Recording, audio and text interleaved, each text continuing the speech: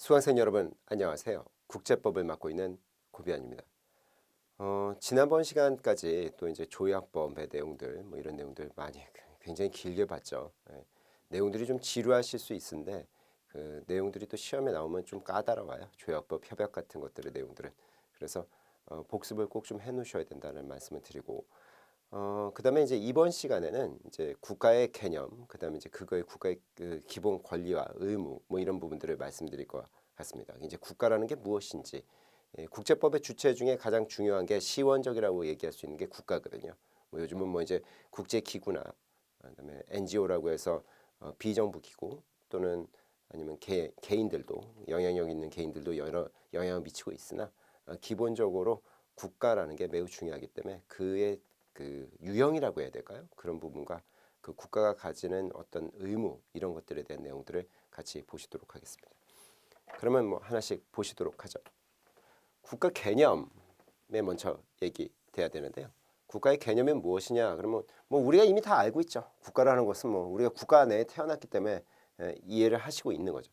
근데 뭐 방금 전에 말씀드렸지만 뭐 비국가 행위자들이 많이 영향을 미치지만 매우 중요한 것은 국가다. 그래서 이제 이 독일의 법학자인 옐리네크라는 분이 계셨어요. 이분이 이제 국가 3요소설이라고 해서 국가라는 것은 기본적으로 이 정도는 갖추고 있어야 된다라고 얘기하는데 국민이 있어야 되고 영토가 있어야 되고 그다음에 이 주권이라고 얘기할 수 있는 아니면 이제 정부라고 할 수 있는 것들을 갖고 있어야 된다. 이렇게 3요소설을 얘기했죠.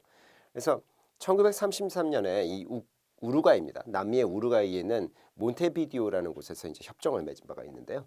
거기서도 이제 국가라는 개념을 뭘로 봤냐면 역시 이 옐리네크의 3요소설을 따라서 국민, 영토, 그다음에 이제 주권 정부, 그다음에 타 국가의 이 관계, 외교 관계를 맺을 수 있는 능력. 이걸 다른 말로 주권 또는 외교권. 이 외교권이라는 게 사실상 주권이죠. 그래서 이렇게 여기는 네 가지로 얘기했는데 기본적으로 뭐 3요소설에 입각한다라고 말씀드릴 수 있습니다. 그럼 이제 국민이라는 게 무엇이냐? 그럼 뭐 잘 아시겠지만 국적자들이죠. 국적자들입니다. 과거에는 이제 우리 같으면 민족 국가 형태라서 우리 이제 같은 언어를 쓰는 딱 이렇게 얘기하지만 다민족 국가들이 많거든요. 특히 미국 같은 경우들도 있고 그래서 국적자다 이렇게 볼 수 있는 겁니다. 그래서 국적법에 따르는 건데 이 국민의 범위는 그거는 각 국가가 자신들의 상황에 맞게끔 정하죠.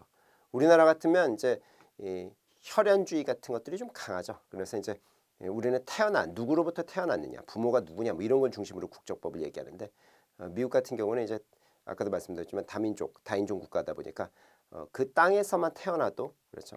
누구든지 국민으로 이해하고 이렇게 되는 거죠.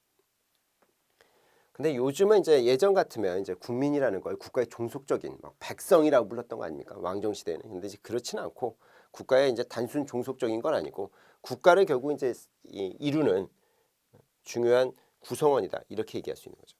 국적법에 의한다는 걸 알아두시고 영토라는 건 뭐냐? 그러면 대체로 이 국경으로 설정돼 있습니다. 현대 사회에서는 국경 형태로 보통 이제 강이나 산 이런 걸로 이제 예전부터 자연적으로 만들어져 있던 부분들이 국경선이라고 해서 이제 정해져 놓은 상태라고 볼 수 있죠. 근데 이제 예를 들어서 이제 영토가 분리돼 있을 수도 있어요. 그러니까 뭐 미국 같은 경우에는 뭐 알래스카 같은 경우가 이제 캐나다가 떨어져 있고 사이에 중간에 있을 수도 있고 뭐 도서 국가들은 뭐 일본 같이 도서 국가는 큰 사계 도서 뭐 그 더 많은 섬이 있겠지만 그래서 영토라는 건 조금씩 떨어져 있을 수도 있는 그런 개념이다. 근데 이제 여기서 좀 알아두셔야 될 것은 이 통제력을 잃었다 하더라도 국가 자체가 완전히 사라진다. 바로 사라진다고 얘기할 수는 없어요. 그래서 경우에 내란이 일어난다거나 아니면 전쟁을 뭐 침략을 당할 수도 있죠. 침략 전쟁 같은 걸 당했을 때 국토를 상당 부분 잃을 수도 있거든요. 아니면 뭐 거의 전부 다 잃을 수도 있지만 그렇다고 해서 법적 국가가 바로 소멸하느냐? 그건 아니다. 이렇게 얘기할 수 있습니다. 이 주권이라는 개념이 좀 어렵죠. 맨 처음에 아마 이게 보댕의 이 주권론, 근대적인 개념입니다. 이게 그때도 말씀드렸지만 유럽으로 보면 중세 교황권으로부터 이 왕권이 분리되는 상태에서 이제 군주 주권이라는 개념에서 이제 그때도 뭐 장 보댕이라는 분 보셨지만 그런 개념에서 이제 발전했다가 이제 현대에서는 이제 국민 주권 또는 인민 주권 이래서 이제 이런 식으로 변화되는 건데요. 이 주권이라는 게 뭐냐면 독립적이다 이거예요. 그러니까 영토를 갖고 있고 그 국민에게 어떤 규율을 한다거나 이런 걸 독자적으로 할 수 있는 권한이죠. 정부 형태를 어떻게 가져갈 거냐는 건 국내 문제입니다.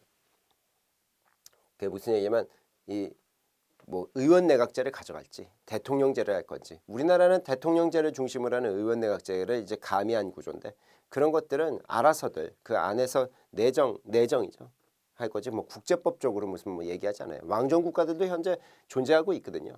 그래서 이제 정부라는 게 결국 이 통치 조직을 갖고 있는 이제 통제력을 이제 할 수 있는 힘을 갖고 있는 것이다.